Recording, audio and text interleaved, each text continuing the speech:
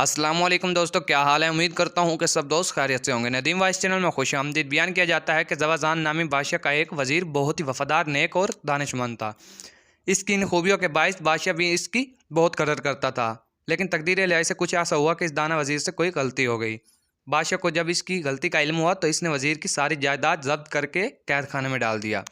बहुत बड़ी मुसीबत थी जो इस वज़ीर पर आ पड़ी थी, लेकिन इस मुसीबत के ज़माने में इसकी वो नेकियां काम आई जो इसने इक़्तिदार के दिनों में लोगों से की थी। इसका कायदा था कि वो अदना लोगों से भी मीठी ज़ुबान में बात करता था और जहाँ तक हो सकता था लोगों को फ़ायदा पहुँचाता था।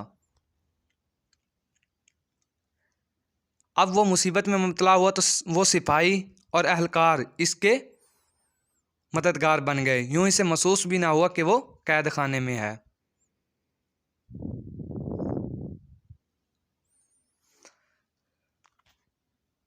इस दौरान में एक वाक़या ये हुआ कि पड़ोसी मुल्क से बादशाह ने अपने ख़ास आदमी के हाथ इस वज़ीर के नाम ख़त भेजा। इसमें लिखा कि ये जानकर हमें बहुत अफसोस हुआ कि तुम जैसे काबिल कदर और नेक वज़ीर को तुम्हारे बादशाह ने जलील किया। अगर तुम पसंद करो तो हम तुम्हारी रिहाई का इंतज़ाम कर सकते हैं। हमारे यहाँ एक वज़ीर की कुर्सी खाली है, अगर तुम्हें मंजूर है तो फ़ौरन हमें आगाह करो। वज़ीर ने ख़त पढ़कर इसकी पुश्त पर लिखा कि आपकी मेहरबानी का शुक्रिया, लेकिन मुझे ये मंजूर नहीं कि मैं अपने आका से बेवफ़ाई करूँ। पड़ोसी बादशाह के कासिद के आने का एक ऐसे शख्स को पता चल गया जो वज़ीर का दुश्मन था। इसने बादशाह को इतला दी कि वज़ीर पड़ोसी बादशाह के साथ मिलकर कोई साजिश कर रहा है। बादशाह ने सिपाही भेजकर इस कासिद को गिरफ्तार करवा लिया, जो वज़ीर का जवाब लेकर जा रहा था।